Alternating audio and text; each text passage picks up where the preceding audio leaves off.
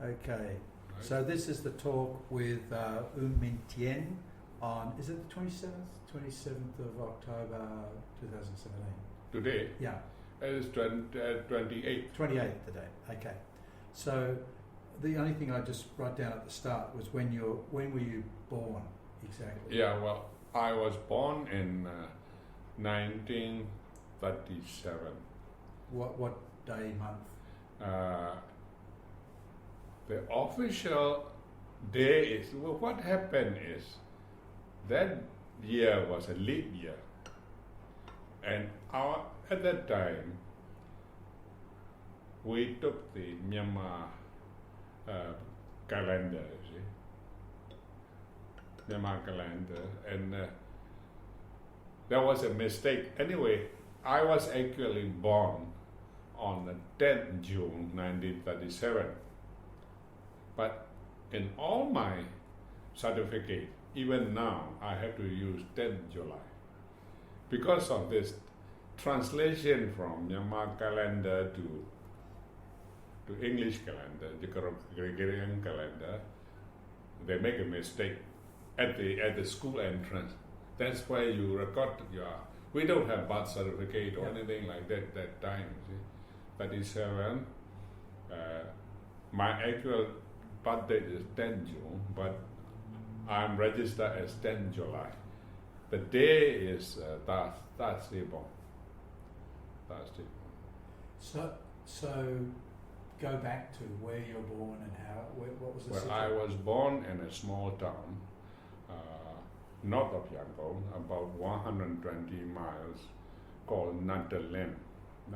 It's on the road to Prong. Oh yeah. Prong, you know Prong. Yeah, I know. We have a road and also railway. And my family, my father is the traditional medical man, medicine. He practiced traditional medicine. And my mother is just a housewife. And what does traditional medicine mean?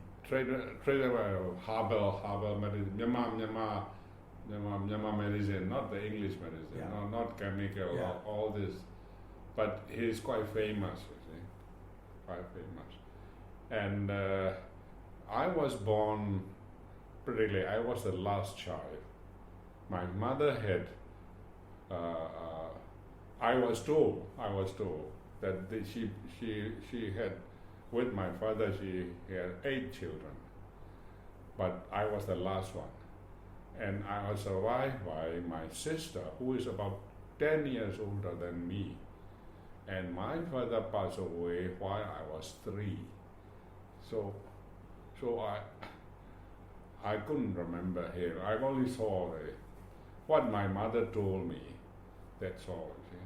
So we were survived by two brothers, and I have my brother, my sister, and myself. Only 2 in the family. Out of 8. Out of 8 children. Out of 8, some of them are mortality rate at that time. Child mortality is very, very high because of I think 2 main diseases, as far as I can make up, is the smallpox. They kill a lot of these children, and also the cholera.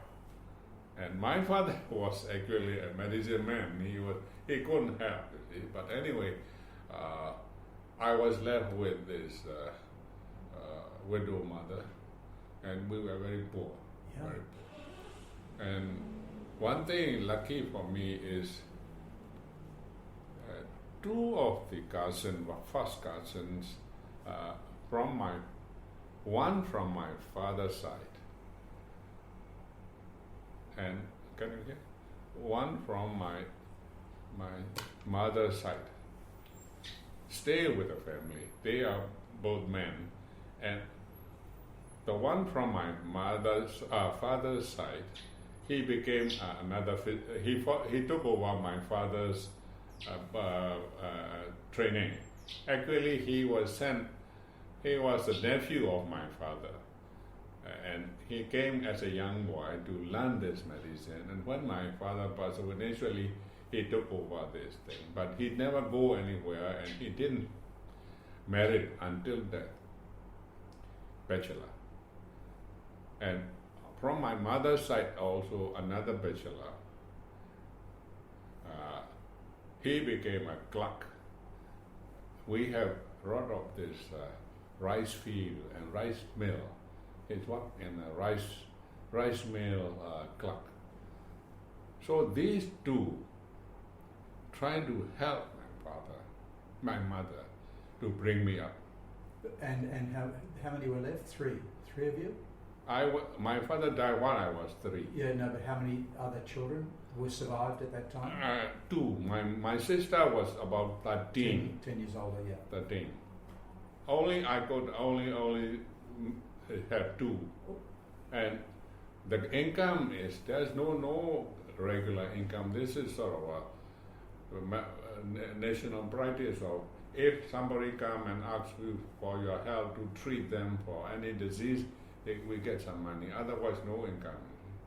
So we are in a very tight situation. Also, my mother got 2 spinsters from her side. My auntie, her sister, 2 sisters, and so we have a family. My mother and 2 children with both sides, 2 ladies and two men. Both are spinsters, trying to help me. That's my life, you see. And what was it like because you were born just before the war started, so in your village, what was it? I couldn't remember all those times. I only remember the Japanese.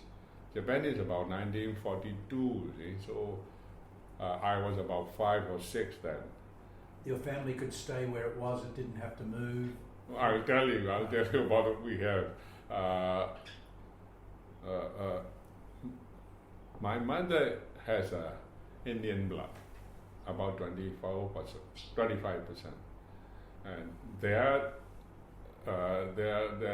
I don't know the family tree, but anyway, one of my great grandparents are Indians. Yeah. My father also got Shan blood. Shan, because Shan are from Taunji and all that, and they practice the traditional medicine. And there's a strain coming in. So Shan and Indian in my blood, plus Myanmar, of course. So regarding this war, I can't remember the Second World War, but I remember this revolution of Japanese, trying to catch up to Japanese. We have to run. We have to move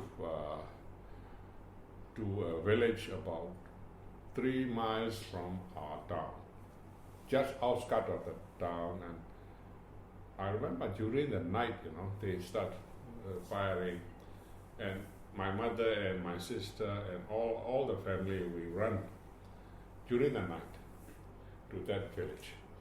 And in the village there were about a place with a large opening, and they built up a temporary hall, just cover, and we are asked to stay on the ground. About 3 or 4 families there, maybe about 20 people there. We have been there for maybe, I couldn't remember exactly, but less than a week. Then one night, my sister had to relieve herself before she go to bed. She went out to the bush with another lady from this group. We don't know what insect, whether it's snake or we never knew, which one. But she got bitten by this insect. But two small marks. She died within minutes. She was about 16. So my mother was really devastated. She never recovered from that. So I was alone after that, raised by these 2 aunties and two brothers. Very eccentric household, we'd say. So I also I have a lot of struggle because we are very poor and have to survive on this thing. And my mother is, even though she is illiterate, she can't write. She can only sign her name, but she's very good in maths also by using the fingers. And she's very, very systematic. She tried to raise me. And one thing was that because of these struggle, because of these conditions, I was sort of looked after by these 4 people and my mother 5 people. 5, yeah. 5. So I was not allowed to play sports. No, I can't play football. They don't allow me.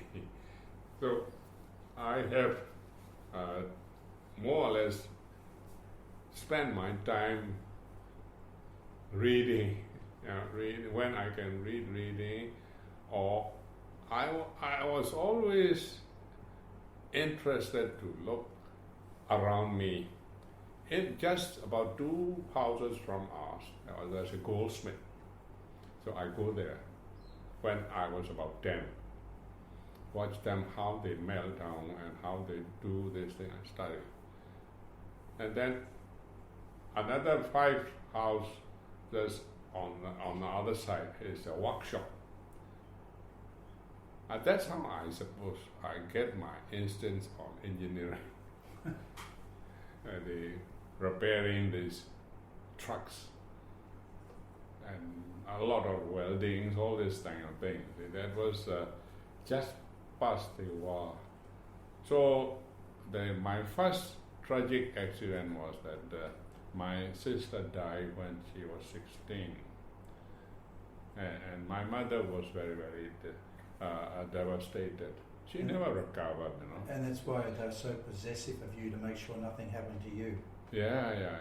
She was very afraid that she wouldn't let me go anywhere, Always under her eye, but she was always teaching me how to behave and how to all the kind of thing. But you had enough food and things like that. Yeah, we have enough food, Yeah. but not very enough to eat. Yeah. There are 5. 4 of them. My altogether 6, including me, my mother. Yeah. My first schooling was I believe it's about 1946, between 1946 and 1947. That was my first primary schooling. And they sent me to the school. So you were 9 years old before you went to school? About 8. Right. I was born in 37. Yeah. And so maybe 8, Wow. a bit late, because of the war. Because of the war. So, but we started teaching English since the primary school, in this town also. Was it a small? It was a small town of. It's about 6,000 people. Oh, that's small. It's a small town. But the school was It's a good okay. school, and they got the. At my time,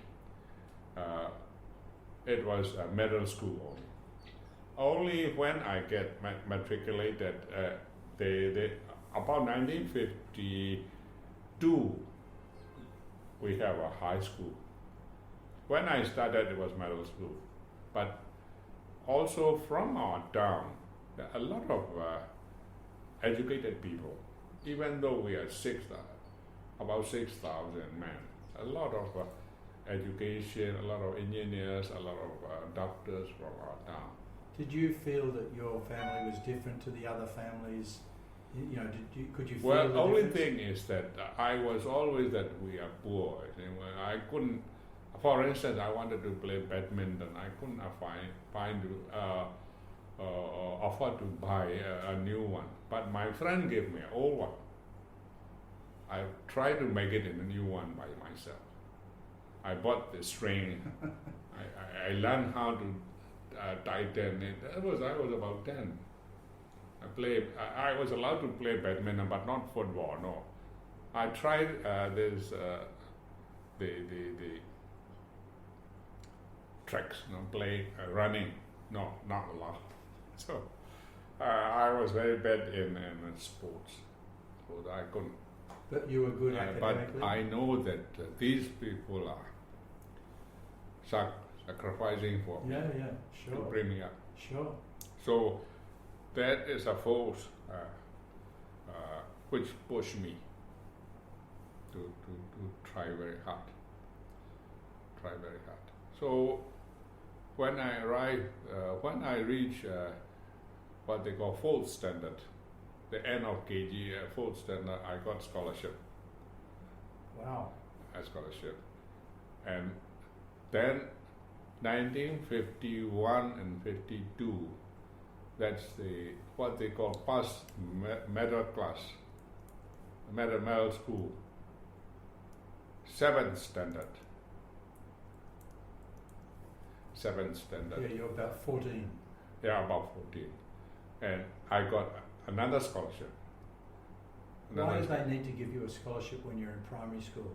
Primary school, they gave the scholarship from the 4th to about 6th standard. Why did they need to do that? It was trying to help the poor people and trying to bright children to learn more. Okay. For healthy education. So no cost. Wasn't it public education? Relief for the family, because we can't even afford to buy all the books. Right. But it was free education. Yeah. So free education. And in this 51 and 52 was also first time of my life. I passed the scholarship exam. Not only that, they selected what they call, the UNU started this new system. They call pre-medical selection. Every district, they got about 2 brightest people to become doctors. I was selected. My mother said no. She wouldn't let me go because I was too young. I had to come to Yangon and stay in the hostel, Yangon Central School.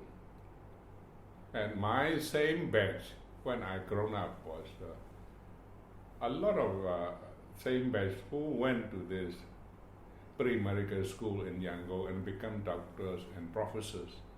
One next to our town, where my wife comes from, is called Poundé. It's about 5 miles. And from there was one gentleman who became a deputy minister like me also, but he was the doctor trained from this pre-medical. And you? I didn't go. I can't go. See, so I have to give up. But I got the scholarship to finish the matriculation. And by the time matriculation arrived, it was 1954. And that time also I had to struggle like anything. I tried very hard and tried because my weakness, our main weakness was English speaking, and I'm good at the maths and whatnot. But we have a special teachers at the town who the math teacher will give me special tuition for myself.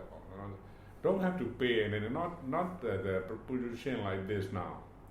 They call to their house or in the school I left behind and try to teach me like that. So anyway, the 1954 matriculation, our town don't have the examination center because we are small.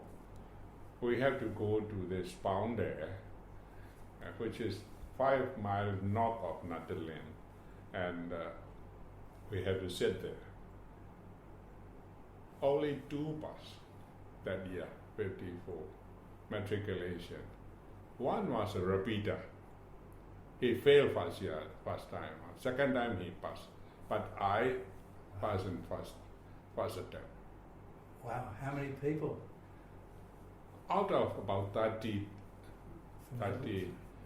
matriculation, on the whole town, I was only one. Fantastic. So everybody sort of quite happy because I tried and people were by. Then there was a big change in my life. Those people who goes to university took this art, BA art. Yes. But I wanted to become an engineer. Why?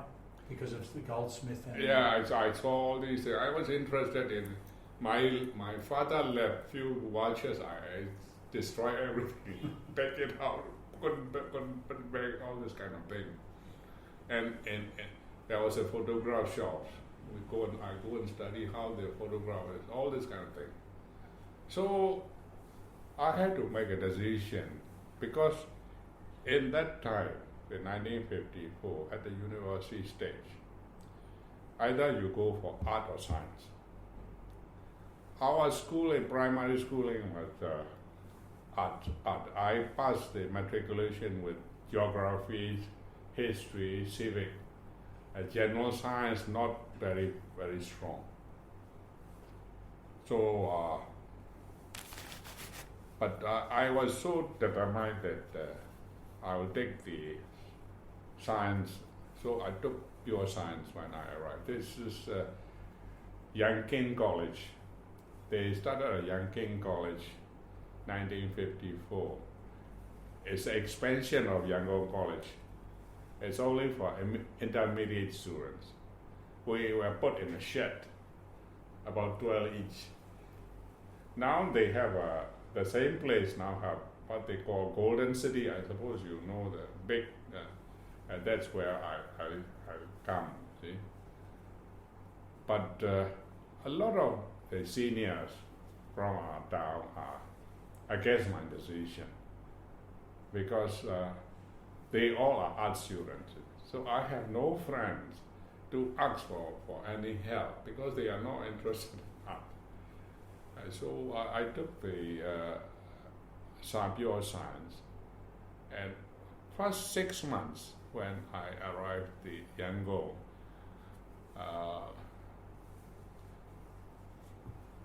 I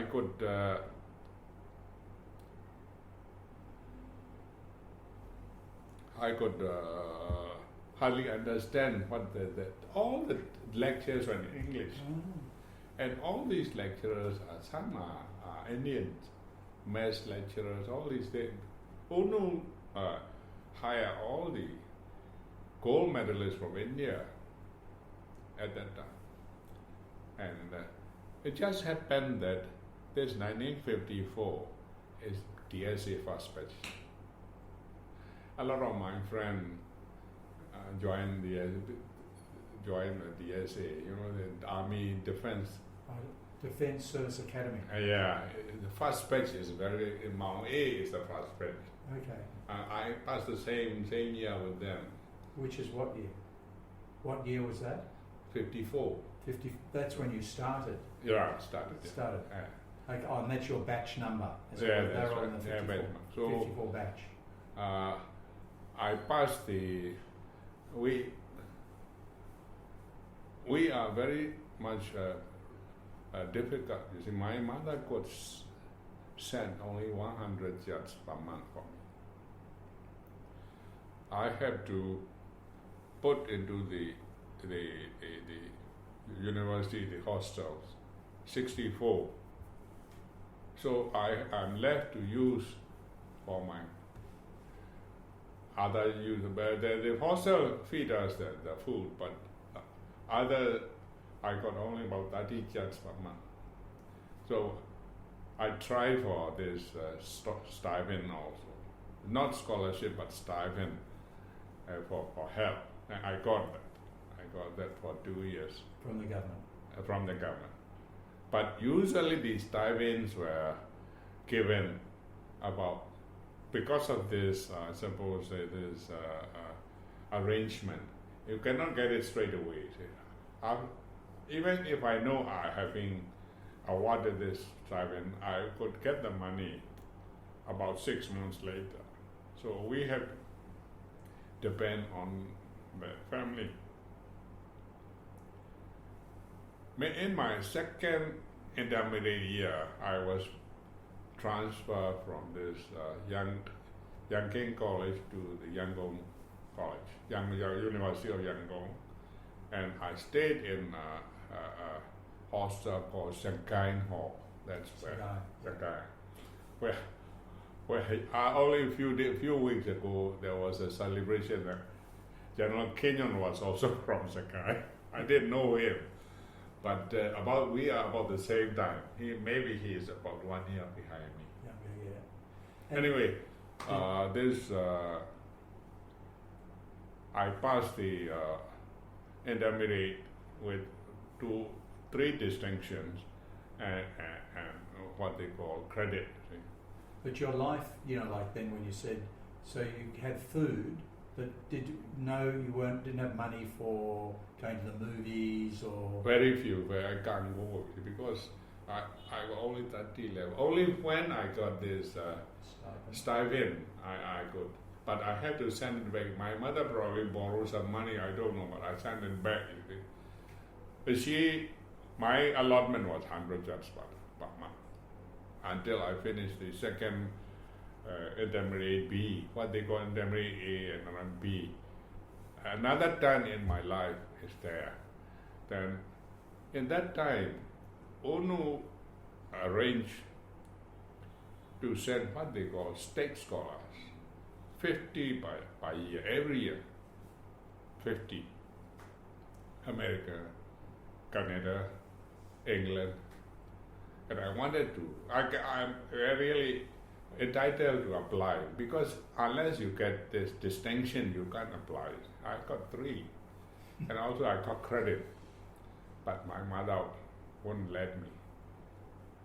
She's afraid that I too young. I was about 17, 18. That's when you went there, you were 17, 18, 54. Well, I passed the matriculation while I was just past 16. Right. After at 2 years, so about 18. Right. And she wouldn't let me. So I couldn't. There was every year there was an advertisement, and those people, the students who are bright enough can apply, and a lot of people were sent. And some of my friends came back and we met later. But what happened to me was I passed the intermediate and I wanted to join engineering school. That was early 56. And we have no money. So somebody from the town wrote a letter for me that this boy is good and this boy is quite bright and he's quite poor. Can you help? To the university? No, I'm just telling you that. His name is Po Mu Aung. He is one of the members of 30 comrades. But he married one lady from our town. I don't know him, but the family knows my family. My father's name was quite well known because he's a doctor. So they know. And somebody wrote for me and gave the letter to go and see Po Mu Aung. At that time, he was a Speaker of the Parliament. So I told him I wanted to become an engineering school. I joined the engineering school. I have no money. He said, never mind, don't worry. On the spot, he gave me 300 kyats. You go and study. Was that enough for the annual fee? Oh, more than enough. I became quite happy, you see. And then I joined this Rangoon University engineering school. Wow. He he said he gave me his all surround, all the clothes, food. Also asked me to come to his house every weekend. I didn't go with him, but he wants me to come. I went only once a month to get my money. So 300 is more than enough. So most of the people already, the state scholars already left. I was left behind. I didn't get the state scholarship, but I was attending the first year engineering. Then after 6 months, something happened again. Somebody come and sent a letter under the door. When I came back from the classes, I found the letter asking us to come and see the secretary of Mines Ministry. So a few of us, only I think 4 or 5 of us get the letter. They got our marks from the university registered. And this secretary, he's a Sikh, Sikh. Sikh, yeah. Balwan Singh, he's very famous. Used to be a district administrator and became a secretary of mines. So he asked us to call us to come. And he explained that if we want, he wanted to send us on a Colombo plan to Canada. And because they have a plan to develop the mineral industry in the cacao, I was more than happy, I said, I'll go. Because even though I'm getting this money from this gentleman, I wanted to earn by myself. I'm married. I don't want this charity. So I said, I'll take up. About 3 of us. Some people say don't want to go.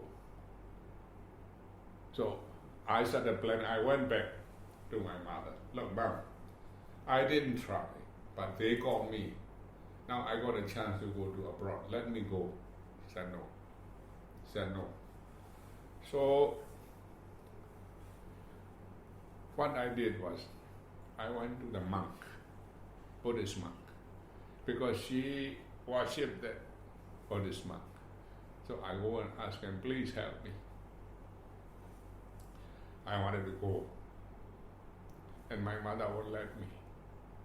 But I got this last chance.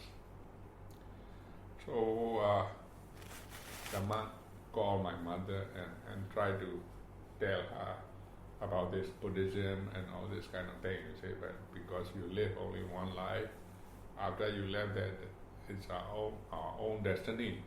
So please let him go. So anyway, finally my mother had no choice. See. So another turn again. What happened? I suppose you remember this 1956 Suez crisis. Our government voted against Britain. So this Colombo plan was scrapped. I was devastated. I skipped some classes. I was taking money from that Speaker of the House, and now I can't go. So, but Ubala said, don't worry, I will try. You will be able to go. You just wait few days or almost a month, he said. Originally, we were destined to go to this Canadian School of Mines. There's Queen's University. That was the name given to us. It was scrapped because we voted against Britain at the Suez crisis. The plan was scrapped. Then this secretary managed to get another Colombo Plan scholarship, and that was New Zealand. So I have no choice, you see. When was this, 1950? 56. Within 3 months, all these things changed, and then finally we went to New Zealand at the end of 56. At that time, we have a new airport, in Yangon. Singapore, we stopped at Singapore. I remember we went by UBA, Dakota. Arrived Singapore in the evening. It was just a shed. No airport in Singapore, 56. Then next day, we took BOAC, 4 propeller. Past this Jakarta, and then Darwin, and then Sydney. We stopped at Sydney. I stayed there for about a few days, and there was some Myanmar student in 56 studying in Australia already. So they came and meet us, and I stayed there for 2 or 3 days, and then finally we went to New Zealand. But we were put, New Zealand is very strict. We were put immigration camp, 2 weeks. Quarantine. But people are very friendly. We usually carry our sham bag, and they'll call you and give you dinner, And Auckland is that friendly. Did you feel, you must have felt quite incredible because getting onto the plane. Yeah, sure. I just couldn't believe myself. Yeah. Then we were finally sent from Auckland to Dunedin, southern, and then they tried to assess our education. So we were asked to repeat again the intermediate for 1 year. So the system is very strict in New Zealand. If you fail the same subject twice, they got kicked out. There were 3 boys for mining, and 2 for geology, and about 3 for dentistry together in our group, all 8 of us, all Indonesian. Out of that, 4 were sent back because they failed twice. So I had to struggle anything. Again, my struggle. When I arrived in New Zealand, started attending the university, I couldn't understand. Their English is a bit Scottish, that they roll their tongue. For a few months I couldn't understand. But people try to help each other, and also we have a Colombo Plan students, a lot of Singaporean, Malaysians, a lot, all various disciplines, but our mining and geology is quite few. So we became very close and helped each other. So I struggle, and I lucky that I not failed twice, you see. So I finished the intermediate and then joined the mining school. The mining school first degree was 4 years. During that time, every Christmas holiday for about 12 weeks, we had to have what they call predicate training. Unless we get 300 shifts of training within this 4 years, you can't get the degree. See? So I did that. So with this training, we were allowed to come back to Yangon, to Myanmar, and we chose to go to. There were 2 of us. One fellow is still living here, Myint and myself.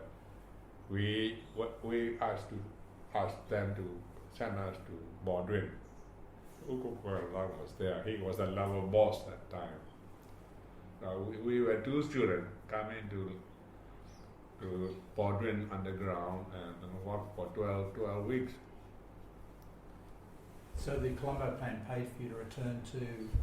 After this, my mother was quite sick by then already, but she's still alive. And these two, the four spinsters are helping her. And they could, when I got the scholarship and left for New Zealand, they could save some money. They built a new house. Oh, out of the small savings. A small saving. And because I forgot to tell you one more thing. Going back, just remember that you suppose you know about this history of KNDO uprising, KNDO Karen. Yes, Our town was overrun by Karen. I was 4 standards. So I think it's about 1949. It's just after independence. The whole the track. They started the rebellion in Pro. This Karen come up to Yangon. The insane battle you probably had. That's a part of it. But what I wanted to say was in the process our house got burned down. Oh. We lost everything.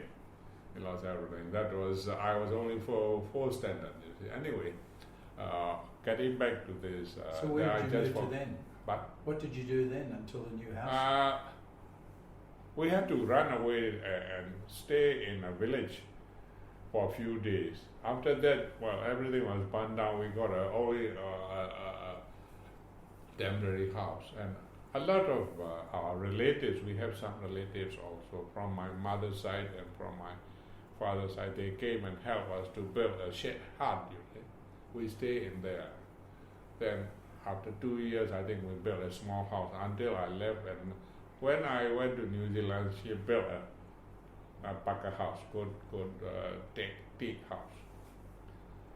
So New Zealand. So when you used to come back to when you came to Baldwin, were you able to pop in and see your mother, or? Yeah, I had a chance to see my mother for a few days, but we were sent to Baldwin. At that time, this Baldwin mines got their own plane, Dakota plane.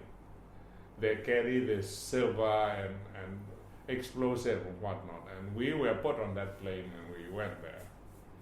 We came back, and in these 4 years, I had 1 year in Baldwin, another year in Auckland coalfield, another year is quite my final year.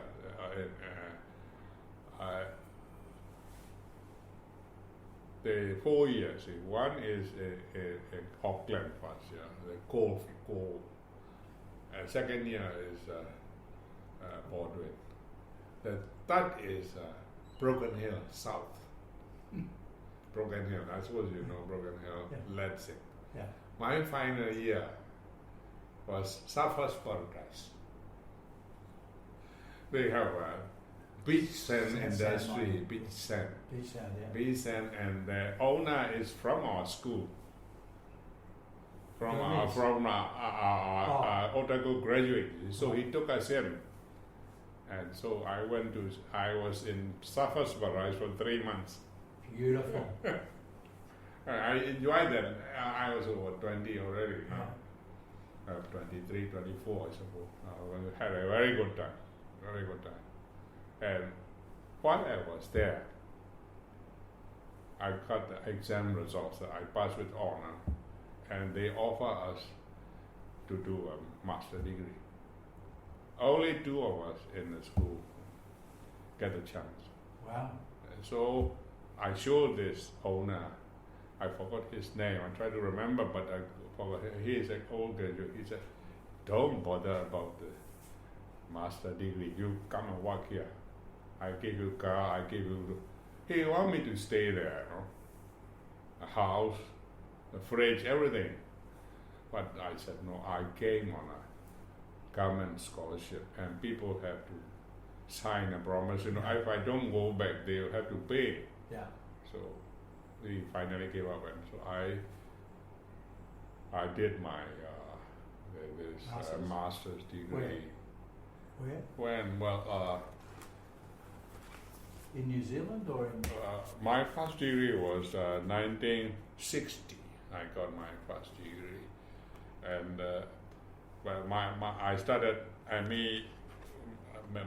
Master Engineering 61. I suppose 61 and 62. In Dunedin.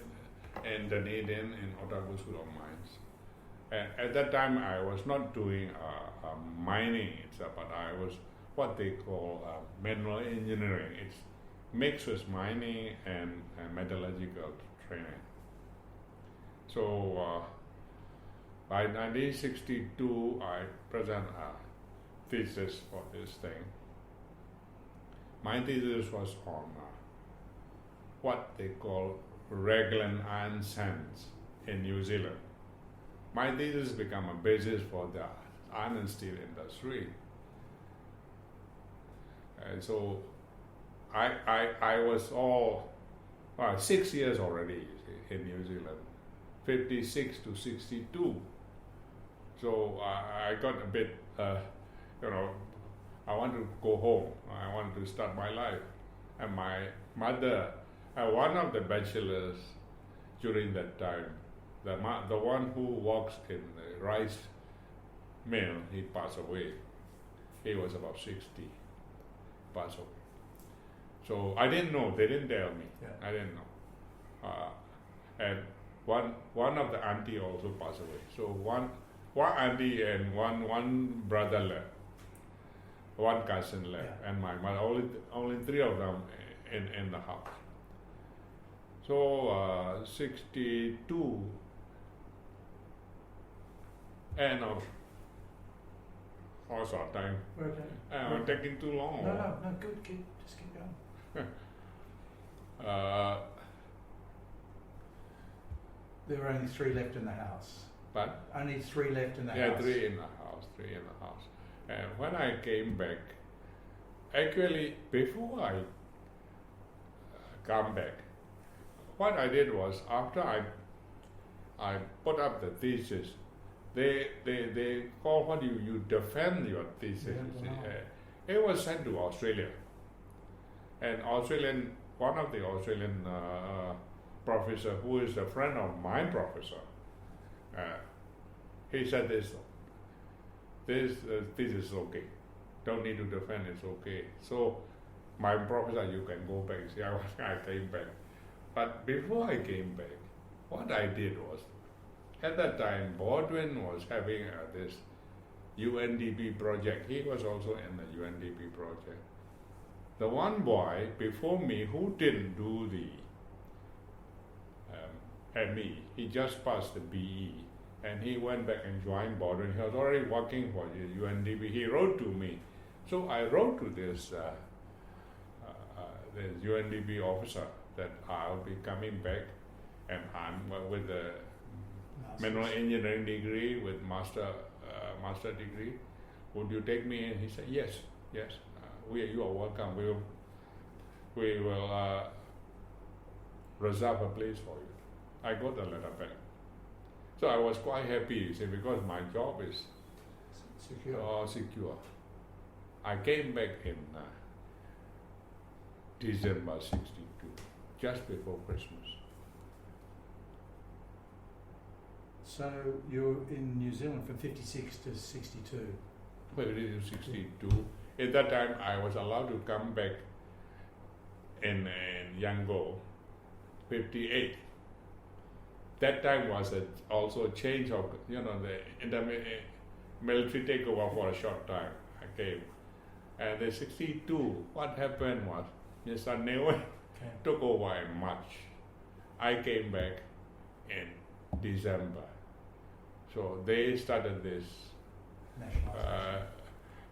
socialist system, and the Brigadier Aounyi was looking after mines that time, 62. Oh, they said they formed a new department called MRDC, Mineral Resources Development Corporation, and I was attached to them. Before I go to I was their bid. See, they call it bid. We were separated by geological department, mines department, and I was the MRDC bid. So he said, you can't go anywhere. You must work here. Can't go to border. My dream was shattered. But anyway, this UNDP project also never finish, you see, because of this change of government. You must have been one of the most qualified people in the department, though, in the ministry. Yeah, there are a lot. Quite a lot. I mean, there wouldn't be many others that had master's degrees from. Well, there are some, but with master degree, there's almost none. Yeah, that's what I meant. Yeah. There's one gentleman. He is mine ventilation. I think he passed from Queensland University. There was another one who became rector of Yangon Engineering Institute, RIT. He graduated first here, had first degree, and went to Australia and get ME, but he died now. But all three of us are in the same this MRDC. Right. So that's how I can't go to border anymore. See? So what's it? Is it okay? Because I think I'm taking so much time. No, you're okay. I just want to tell you my struggle. That's all. No, but you haven't finished. You haven't finished. So yeah, you stayed in the department, or yeah. did you never get to Baldwin?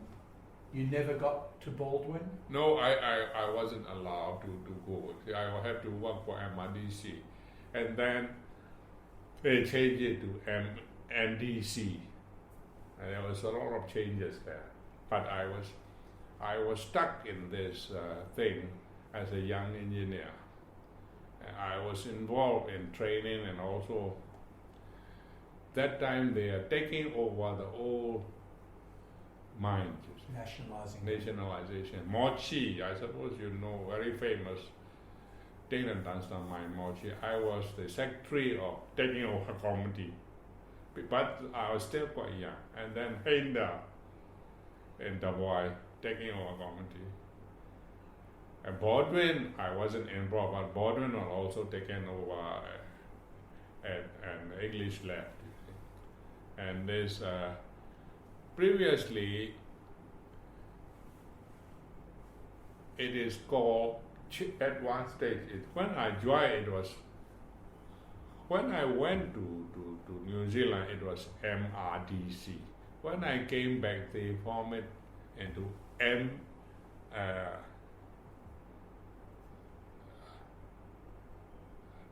there was a petroleum, mineral and petroleum are also with us. This was under this Brigadier Aounji was looking after that, and then this petroleum was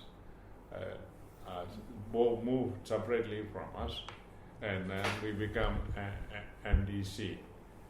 Anyway, in my early years, my first apart from this involving in this taking over of the nationalization of the various mines,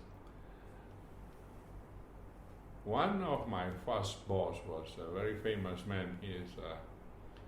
His name is Myint Thein. He's a geologist, but he's working in this PMDC, and they form a group to see whether this jade mines and ruby mines should be nationalized or not. So there were mining engineers, geologists, and few of us. With my boss, I went to jade mines. Oh, God, cool. I was, I think, 64, and then we came back to Mogo. spent few days there, and my boss started to write this report.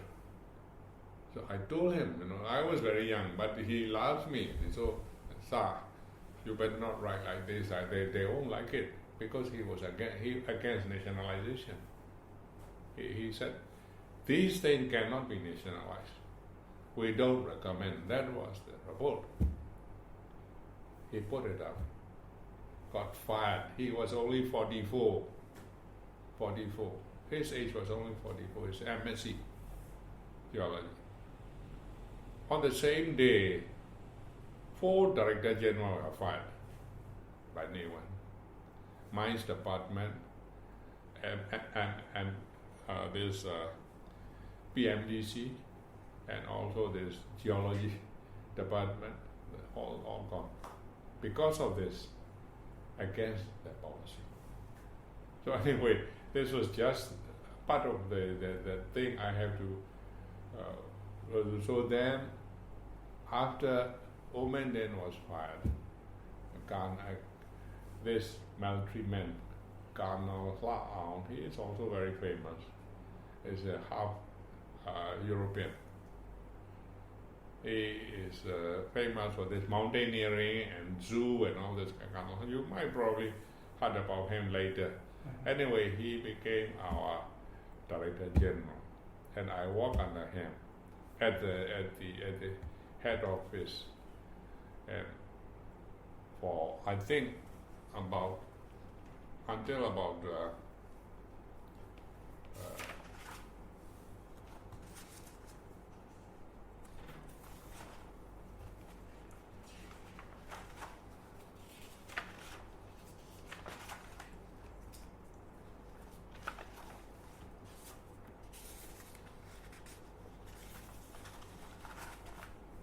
1968, so from 63, my first appointment was, I came back in December 62, I got my appointment on the 10th of January 63.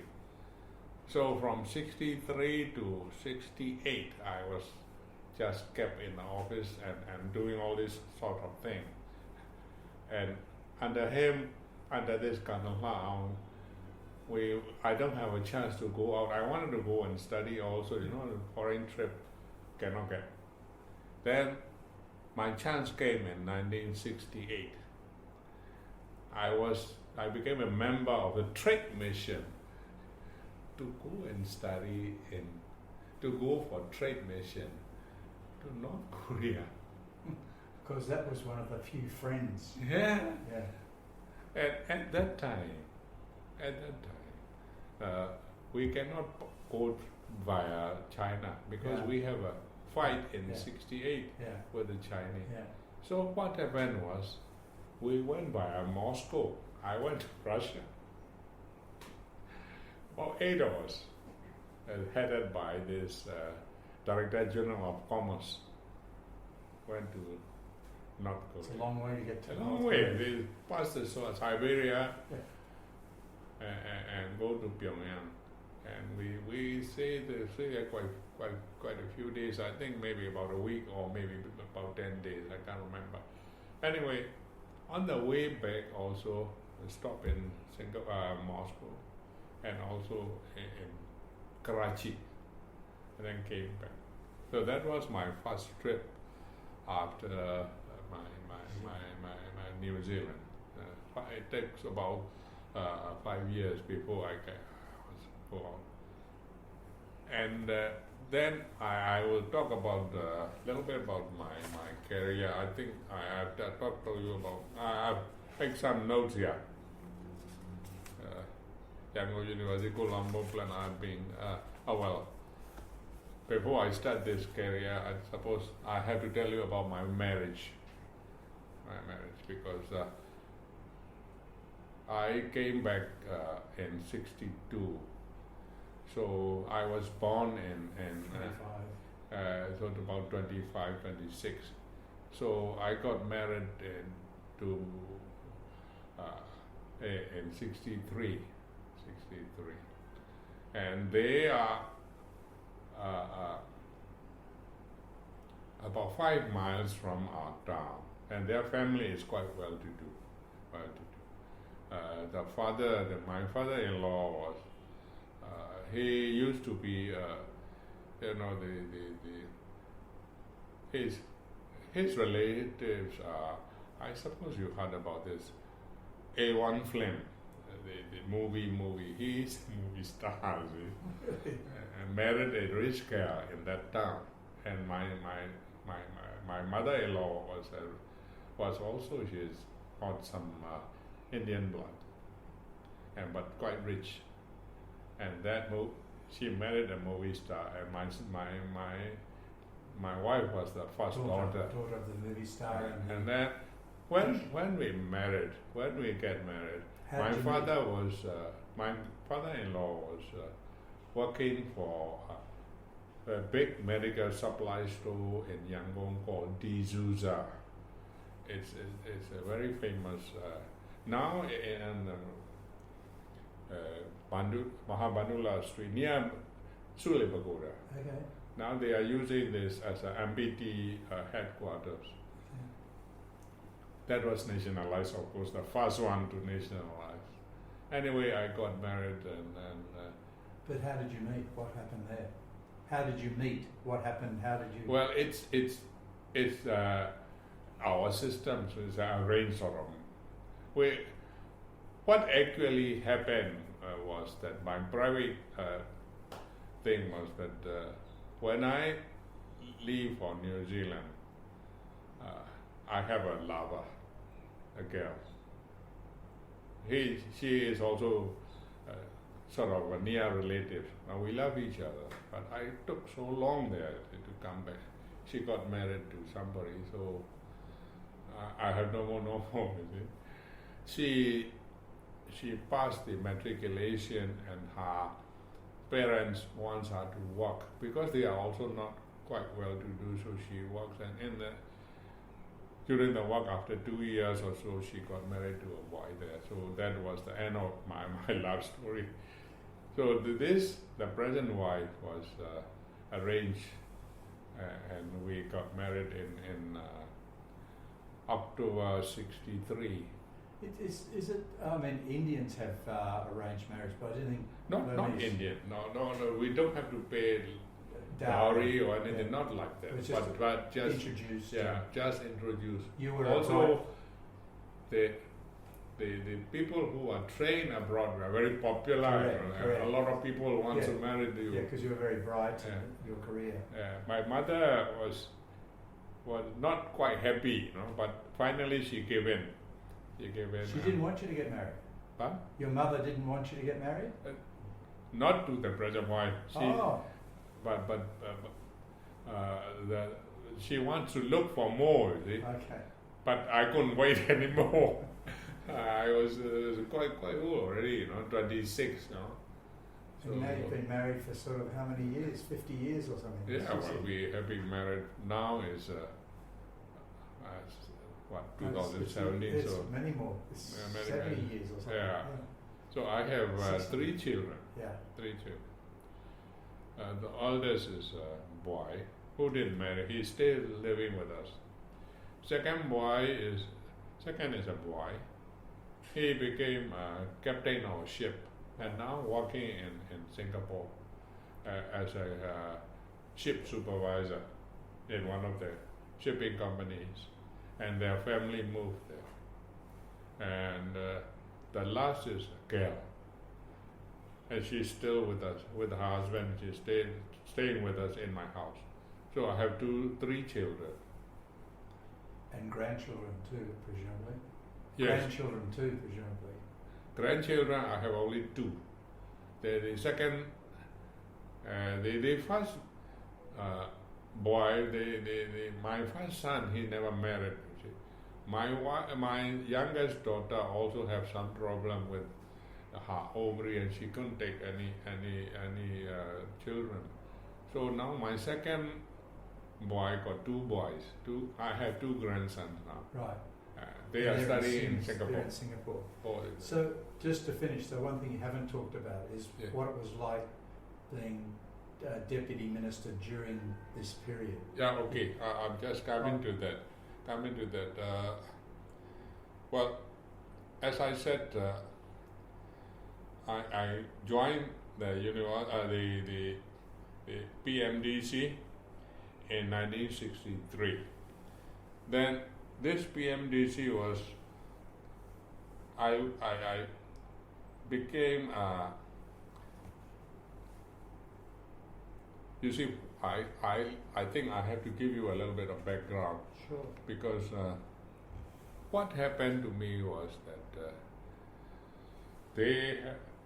within the English colonial days, we don't have any industry here. All the minerals are exported. They don't have any downstream industry here at all. With the new socialist economy, they started building all this cement plant, pottery plant, fire bricks, all this kind of thing, iron steel, all this thing needs this industrial minerals. So I was purposely, it started with petroleum. Petroleum was first nationalized in 1964. They said this Maria Algi, they wanted to do our own production from this POC to become POI, People Oil Industry. And the first thing they need was drilling mud to drill. Yeah. For drilling mud, they need barite, BaSO4, barium sulfate. So I was asked to look and produce barite. I was sent with a car and one or two assistants. And this Colonel Lao said, "You didn't come back until you can produce the coal." So it was in Myint. So I started this industrial minerals. After barite, they produced there was only one cement plant before in English days, Tayet cement. And then they built another one, and they need gypsum for cement. And they have the sit-down paper mill. They need special kind of clay. All these kind of industrial minerals needs were met by our group. You see, there was not just a section under this MDC. PMDC become MDC, and this is under MDC industrial section. Because you couldn't import, right, during that time. You couldn't import these things. You had to. They didn't allow. Yeah. They must supply. Must. Yeah. So the list become quite big. I started producing from barite, to altogether 28 different industrial minerals, various types of clay, all this stuff. So we put up that this work should be formed into a corporation. So this Industrial Minerals Corporation was formed in 1972, and I became a first director there. Of course, above me there is a military man, the Director General. There's industrial mineral. That's my first promotion. Yeah. Then this industrial mineral was scrapped again in 1976, I think, when they have this. It was combined with Myint Thein, and all the industrial mineral and Myint Thein. Myint Thein got this coal, also industrial mineral. Eventually, I became this Myint Thein director, and during that time, around 1980, actually, I mentioned to you about this, my thesis about this iron and steel plant. What happened was this, we have only one iron and steel plant in the country. It's called Myanmar plant. What they did was they remelt the scrap, wall scrap, a lot of scrap, and produce in Myanmar.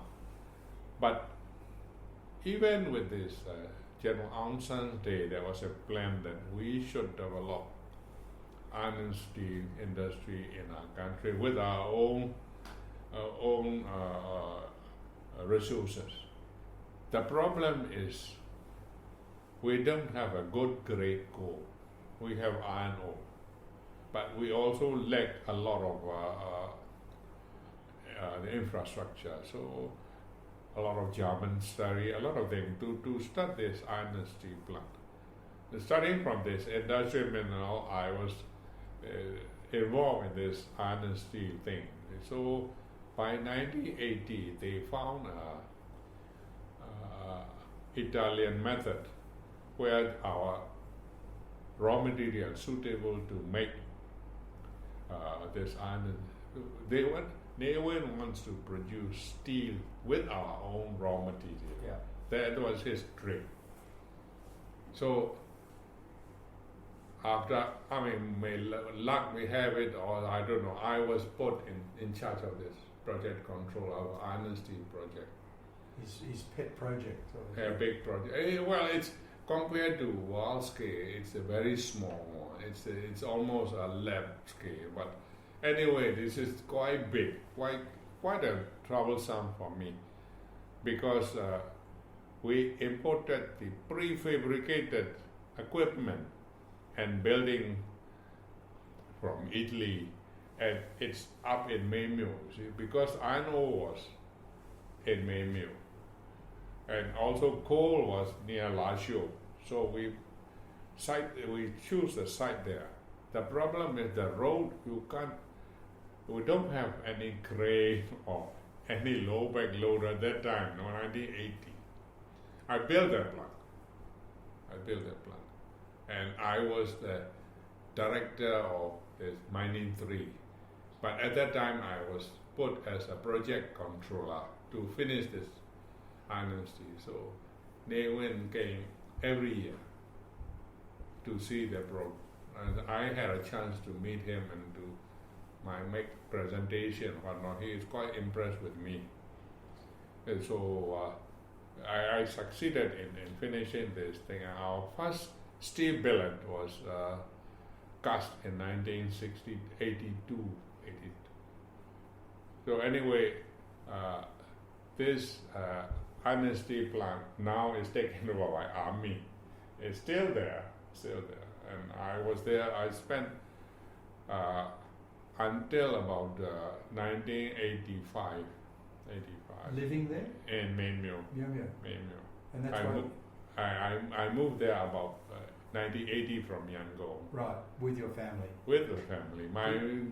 My child, the youngest girl passed the matriculation from Myint. Because you have a home there too, right? Or is that in Mamio? You have a place where you go in the hot season. Yeah. So that was part of all this plan. You see, what happened was I didn't have a time. I didn't have a time to play golf, but I wanted to play golf. So what happened was this: to develop the golf course, they need a lot of heavy equipment. So in the plant, I have a lot of heavy equipment. So I try to help. And the army in charge from Mandalay was Tunji. He was also first batch TSA. He knew me, you see. So he asked me, Myint Thein, please send some trucks or some grader to develop our manual golf course. So I sent. And then when I transferred from Myint back to Yangon, I didn't know. They tried to sell some of the land. There's a big plot of land owned by the golf club. So to raise the fund, they make it into plot and sell it to some of the members. And I was given by this Tunji that he said, gave Myint Thein one plot because I helped him. Yeah. So I got that plot. It's about 80 by 60, just in front of them. Lovely. Just across the I've played coast. there, Yeah. I've played golf at. You play there, isn't yes, it? I It's have a once. beautiful. Yeah. They have sand greens. Well, Yeah, they did yeah. when I was Yeah. Now it's quite good. Anyway, finally I built a house there to go and stay just in front of that. And I also took up golf when I came back here. But I was quite late already, I started about 1985, so 85 maybe I was 40 something. Yeah. It's So okay. 1937 I was born. 85 I started taking Yeah. golf. Anyway, after this steel mill, I became a managing director of Myint Thein, managing director, transferred back. Unewen was still in and he passed my he didn't make any objection, but they haven't put up to the arm party and all this kind of thing also. 1986 I became managing director of Myint Thein. So, and at that time, Ukoko Tan was deputy minister. Ukoko Tan was a deputy minister. Yeah. Deputy minister. Then in 1988, there's upheaval. Yeah. So I was a Yangon. I was a deputy the director general of Myint Thein. I was working there, and I looked after all these coal, iron and steel, a lot of industrial minerals, all this under me. And quite a few people, about 3,000 employees under me. So after this changeover of the government, after this 1988, by 1992, I didn't know. I didn't expect anything also. I was just working my work. And all of a sudden I was selected to become a deputy minister. Only when they announced, I didn't know. General Mamonkin. Yeah. General Mamonkin. Yeah. He was the first mine minister with the slot, State Law and Order Reconstruction Committee. Yeah, and also Restoration Committee. this Brigadier Abel. David Abel also knew me because he usually passed through this main mill, and sometimes he accompanied the General Newman, so he knows me. So, but the selection was a General Mamonkin. He recommended me. Actually, we have two. They wanted to put a deputy minister, only the military men. So Mamonke, he didn't tell me anything, but I heard that he insisted that I should be also placed because I'm a technician. Yeah. So there was one colonel who is looking after jade and gems, Colonel Lai Wen. And we have two deputy ministers in the ministry, and I became a deputy minister in 1992. Because at that time, actually, the military had a close relationship with the gem industry, didn't it? Yeah. And I think in 1996, the other gentleman, other deputy minister was transferred to other place. So I became the only deputy minister in the whole ministry looking after jade and gem also. From 19, how long were you? I was appointed as 1992, Yeah. but with two deputy ministers. Yeah. But the other ministers left, other deputy ministers left in 1996 after 4 years. So starting from 1996, I became only deputy minister in the Ministry of Mines Until my retirement, which was when? 2006. Wow. So 10 years. More. 10 years. It's 14 years. 11 or 10 years. 14. But 14 years, isn't it? 1992 1992. to 2006. Yeah, 14 years. Yes. I mean, alone 1996 to 2006. To be Sole. single deputy minister. Wow, that's long. Huh? Yeah, well, I passed the 59, I think. 2006, I was 59, so. Yes. Yeah. So they gave this extension, then the last minister we didn't have a very good relations. His name is Myint. He is also from DSA,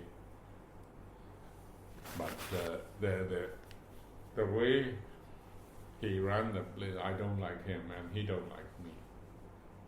So I suppose with his, but U Tan Shui really likes me. Oh, you knew him? Yeah, I know him.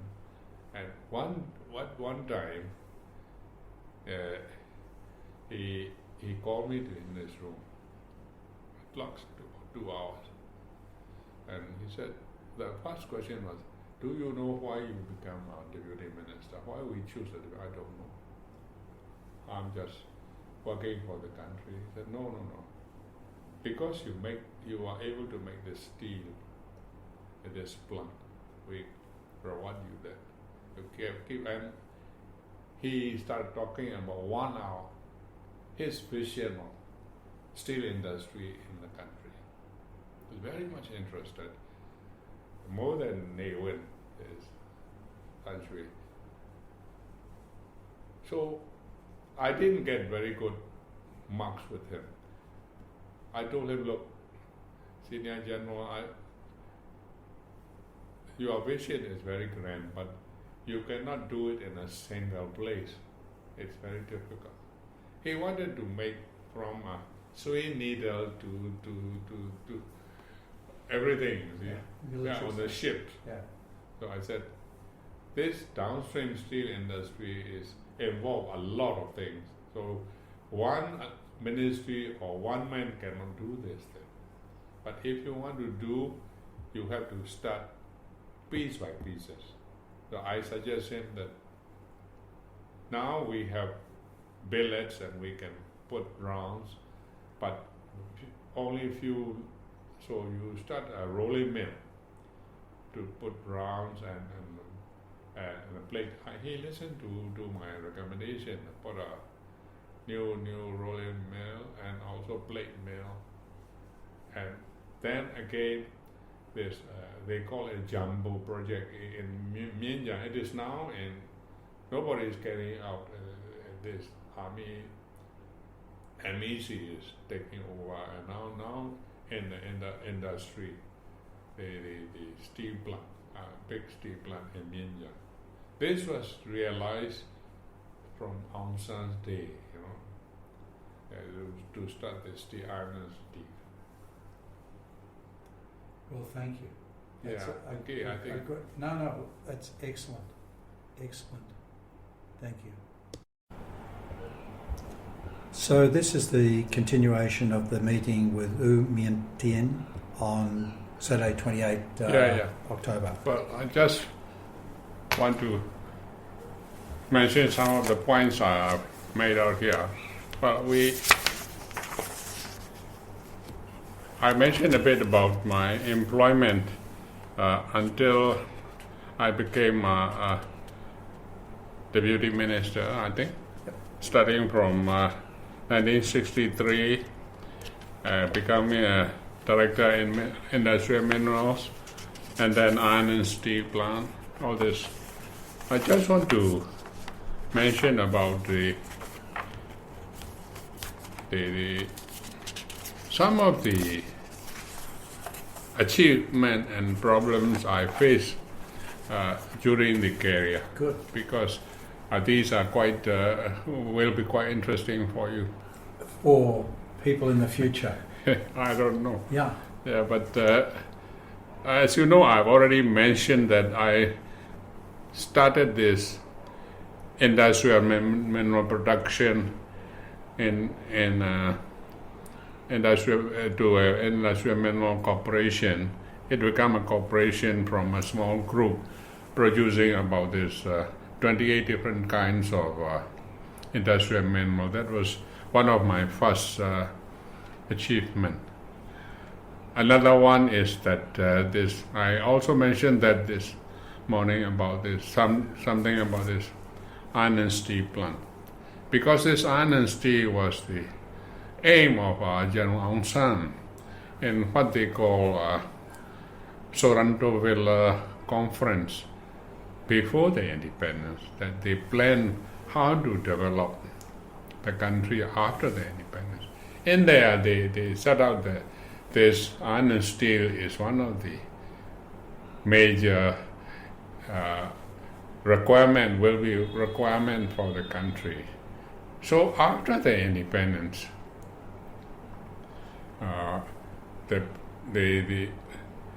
we have what we call in Myanmar it's Piroda Simangay. It's planned by American for welfare. They to build up the country after the independence, and UNO hired the American experts. In those reports also this iron and steel industry, how is to be done. And this was carried on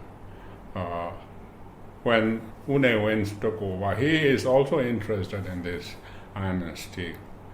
So what is holding the thing is that, as I said this morning, we don't have a good quality coal. Our coal is quite low standard. And the good standard coal, the one we have, is up to what they call sub-bituminous. And it is in Kalewa area in the south west of Chinwin River. But the seams are very steeply inclined, about 45 degrees. So we cannot produce that coal. They form a committee consisting of all the technical people and financial people. They call it implementation of a steel industry in Myanmar by various deputy ministers and whatnot. That is U Ne Win's time. That was much before me. But they couldn't establish this dream of producing steel using the Myanmar own resources. And finally, around about 1978 or 76, this one process came out where the Italians are in Europe also. Italy is also one of them, where they can produce what they call sponge iron using an inferior raw material. That was made known to us, and U Ne Win wants to start this project. Even if it is on a small scale. The target was to produce initially 20,000 tons of sponge a year, and eventually we have two plants to produce 40,000 tons of sponge using this inferior quality coal, which is lignite, and it is near Lasho. And we have an iron ore, which is near Maymyo, and we have a big one near Taungji also. But U Ne Win decided that we started with a small one and see whether it will be able to produce the steel or not. It's about 3.5 million ton of iron ore. So it can last about over 20 years if you produce 40 tons or 40,000 tons of iron and steel. So this process was purchased from Danieli Company of Italy, and this became a project. Eventually, I became a project director, controller of this project, and we built a steel plant in 3 stages. First stage was 20,000 tons of small. So this copper production of copper was my third achievement. I was involved. Right, but you're just going to say so.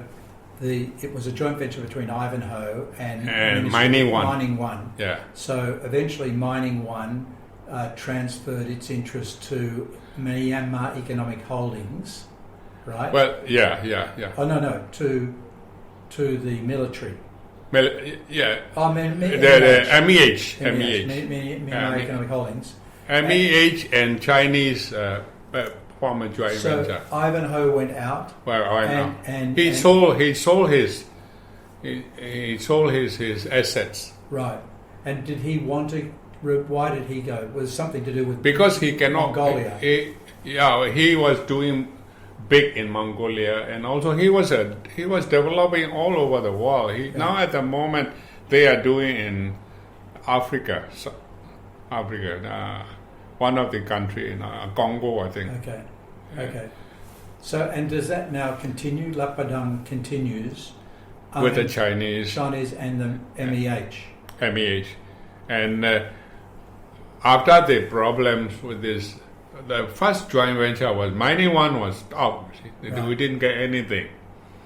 After the problem, there was an investigation headed by commission headed by the Aung San Suu Kyi, and then this structure was changed. Now it's a Chinese joint venture. If you produce 100 million worth, they took away 60 as their production cost. That's a fixed deadline. 40 is left as a profit. Out of that 40, 3 parties were distributed: Chinese, MEH, and ME1. ME1 came in after the ladies, the commission make the ME1 is Mining Enterprise One. Mining Enterprise One is now getting about 1/3 of the profit. Okay. 1/3 of it. But Chinese got this 60% flat as their production cost.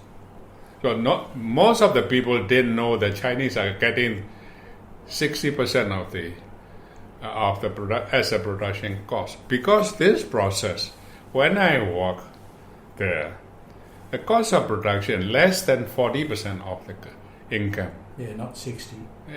They took 60, right. And they were trying to increase to 65. And does all of the product get exported back to China? Yes.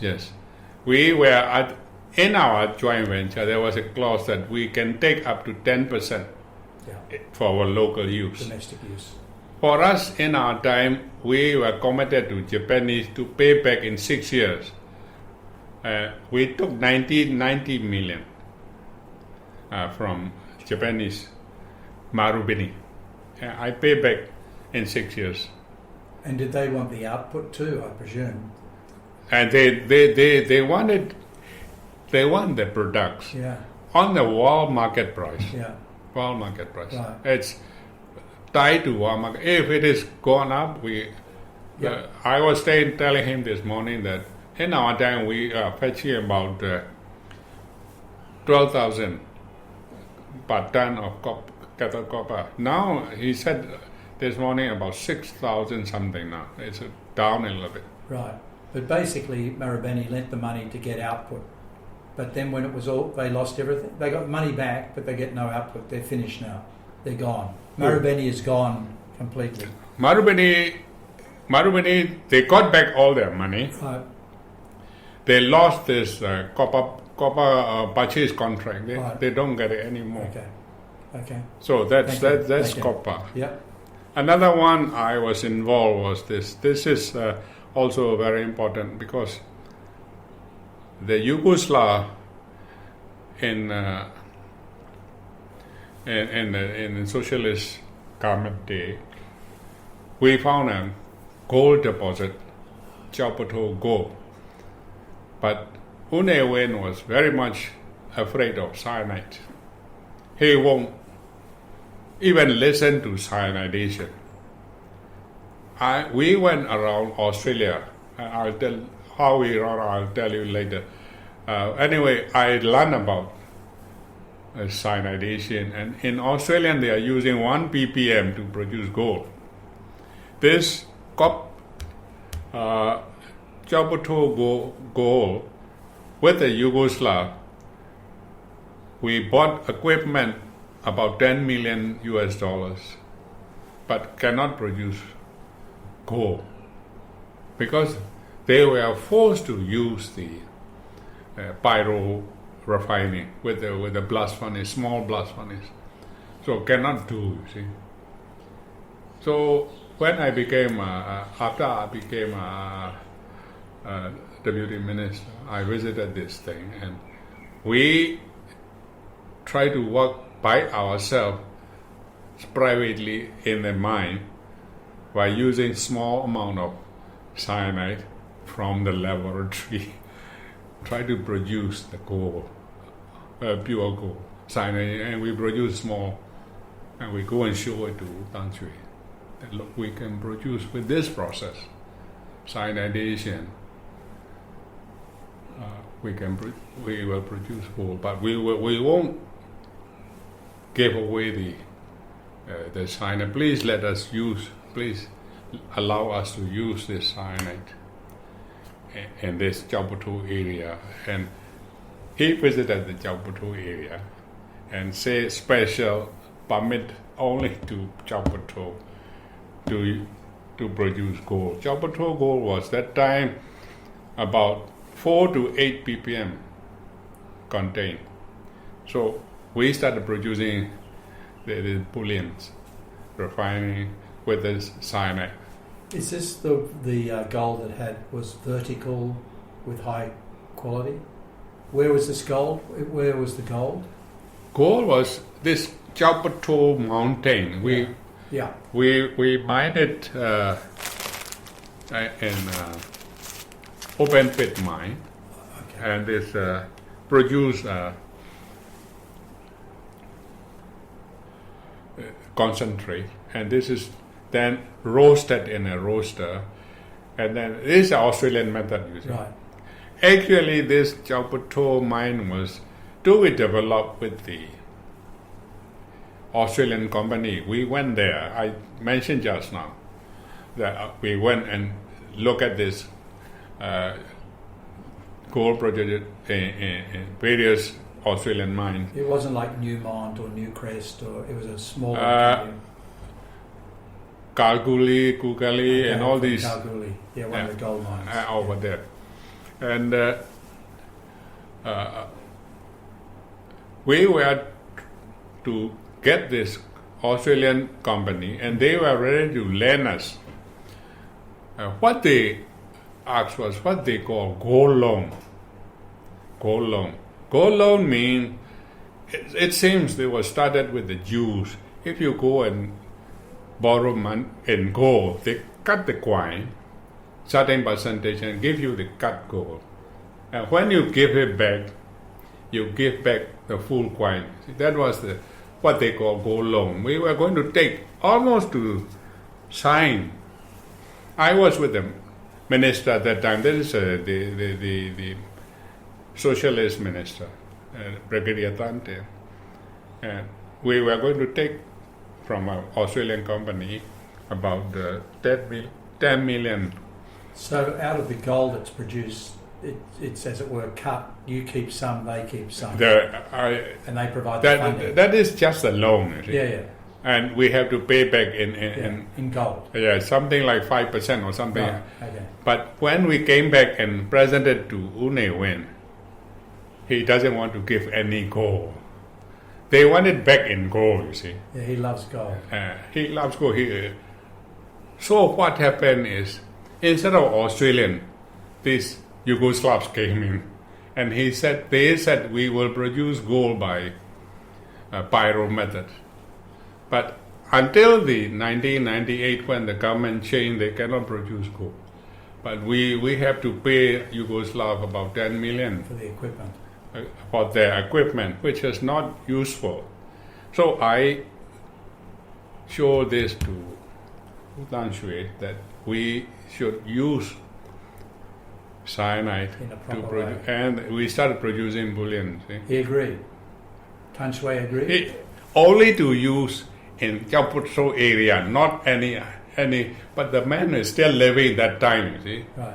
So he said, you can use only in Chaputso area, but we can't control it. You see, what happened is a lot of gold around, and all these young engineers.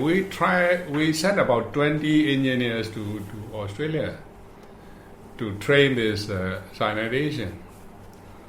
They started building small plant and selling this. So this was Illegal mining. we cannot control this thing. Right. So anyway, my involvement was able to produce 99.99% gold using cyanide. Whereas the Yugoslav cannot do. See? Right. These are some of the this was about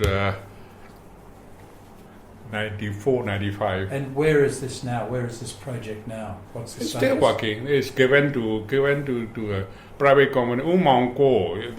No, you know Umongo. You came in with Umongo. Kemal Han and Umongo. Okay. Umongo got Chaputso. See? Okay. Now Umongo is giving to the ministry about 35% of production. Right. Umongo went on production. Yeah, production share. After I retired, the minister gave it to, because the plant cannot work properly. Right. We didn't. Some of the equipments are Yugoslav origins and not very good. You see. So when they've been cancelling a whole lot of licenses lately, they're cancelling exploration licenses and they're cancelling some operation licenses. Yeah. But ones like this continue. Umongo is a big, with large scale mining. He still got some life, I think. Okay. Yeah. So these are some of my achievements. Last thing I wanted to tell you about is this: my involvement in this mining legal business. Illegal mining. Mining law and all Oh, this. yeah. What happened is the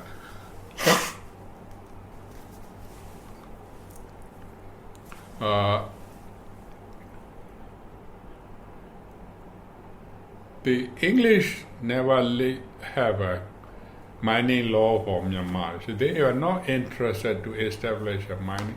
There was some metalliferous manual or there is no such thing as mining law. When we gained a new independence, when we gained it, there is no mining law. In Baldwin, where the English operate the Baldwin mine, they have what they call Baldwin bylaws. It's only applied to Baldwin. Yeah. So that was the background of Yeah. mining law. So the UNU's government tried to establish a new mining law. They didn't finish that mining law. We saw the draft, but never passed this mining law. And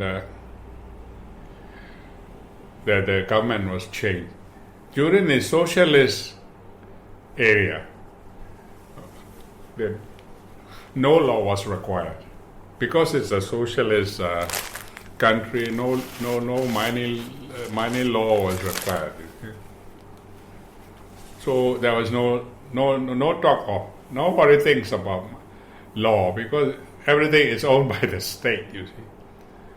Everything is done by the state organization, no private owners of the mine. So at that time also no. So when this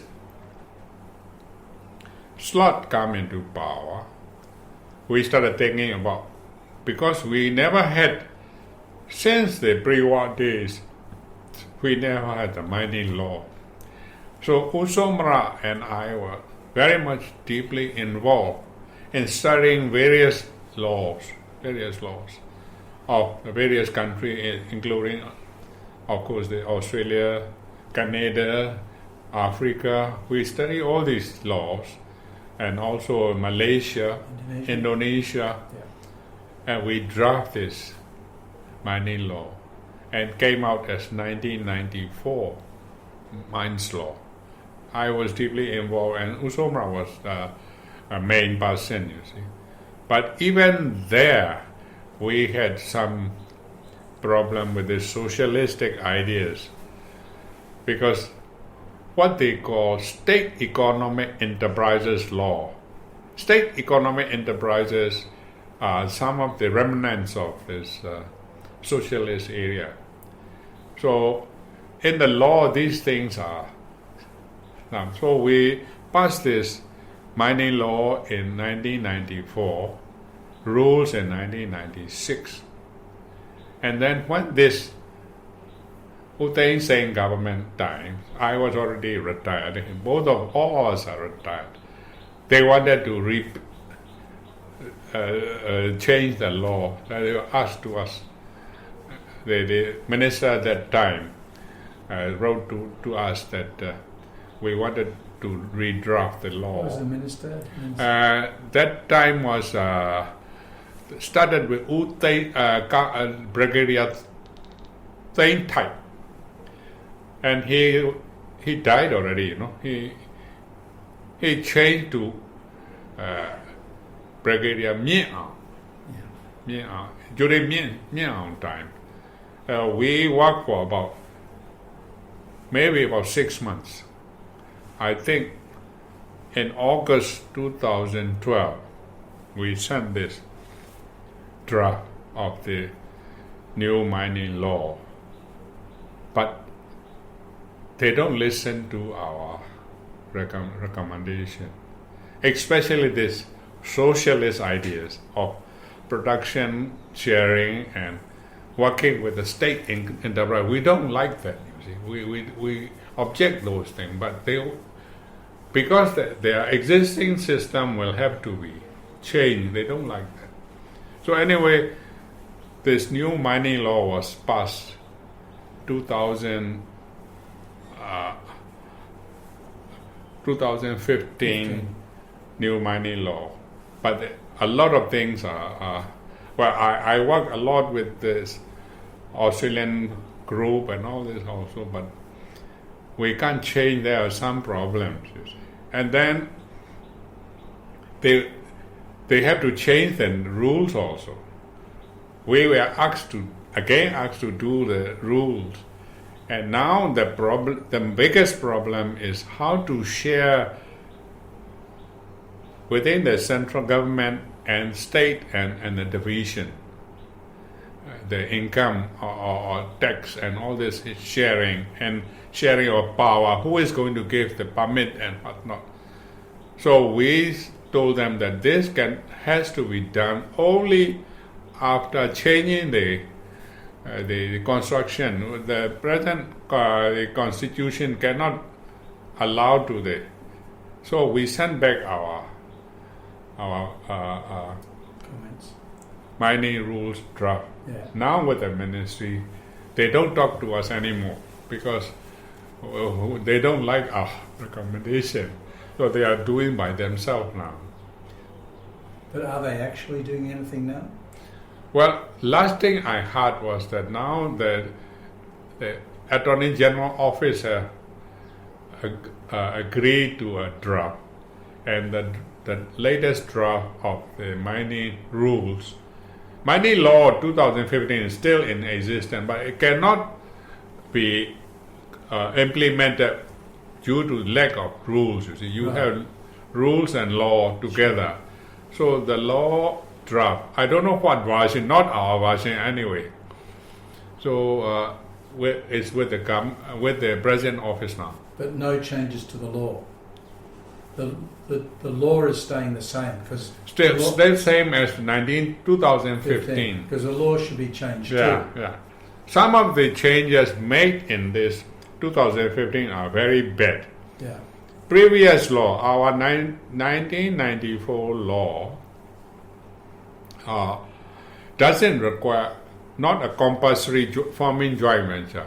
The new law, if the foreign investor come, they must form a joint venture with the government enterprise. So that nobody came. You see, nobody came.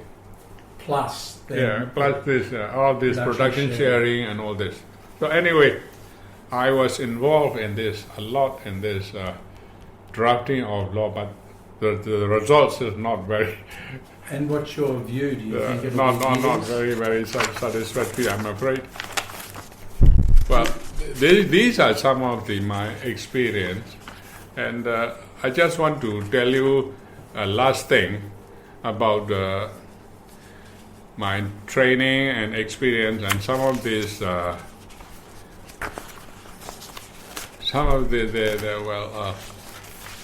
troubles. I mentioned to you about this. My first trip was to North Korea.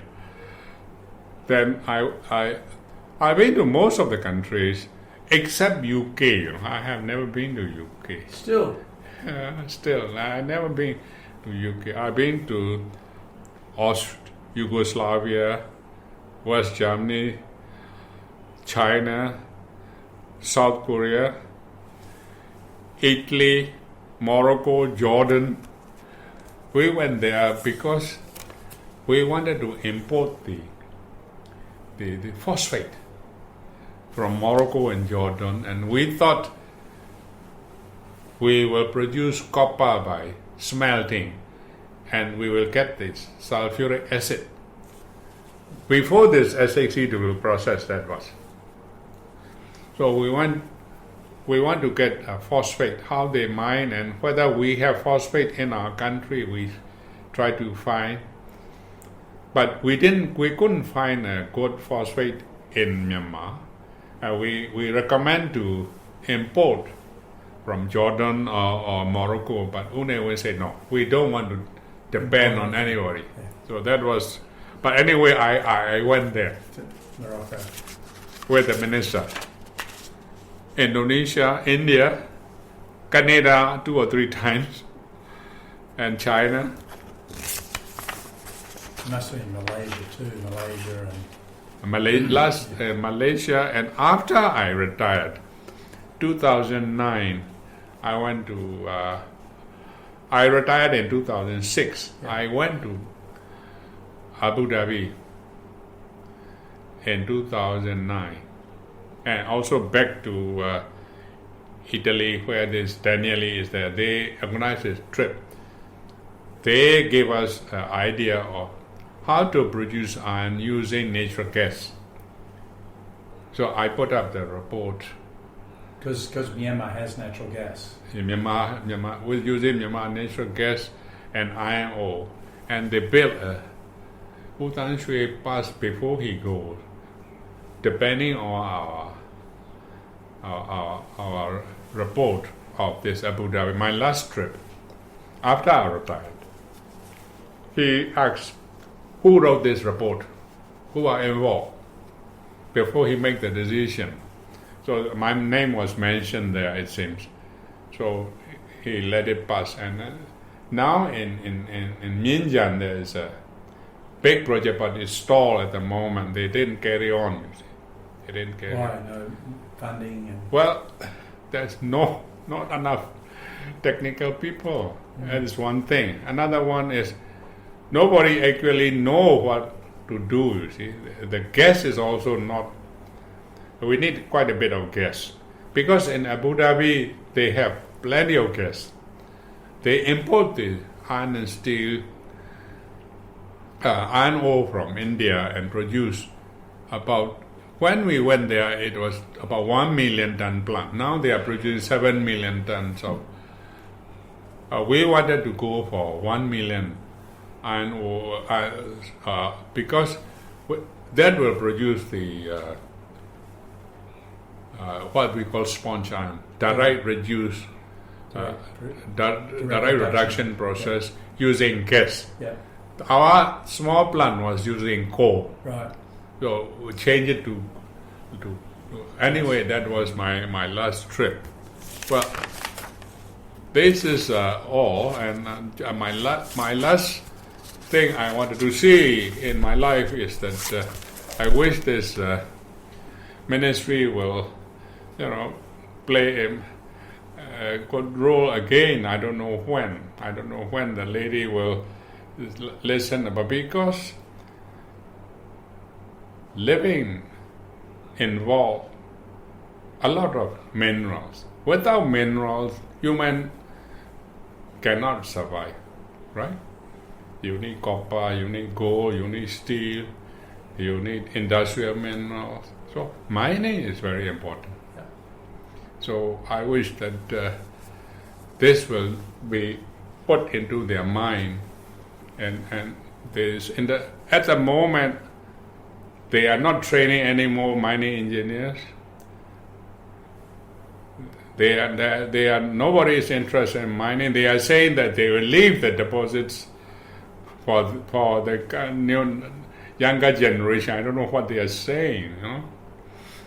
So anyway, I wish the ministry to be separated again, to not combine with.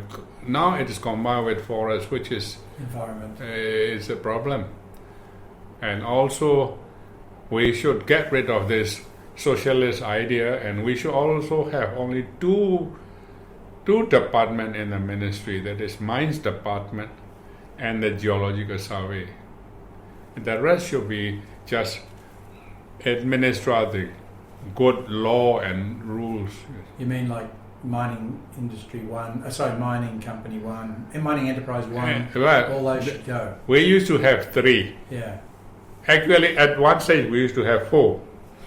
Then we changed to mining 3 enterprises, Right. plus this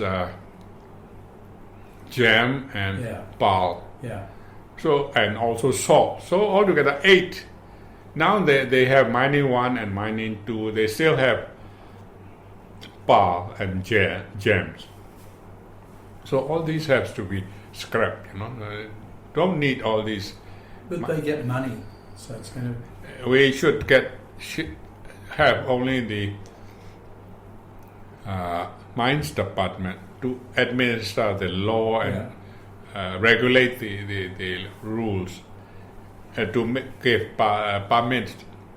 And the money should go to the central.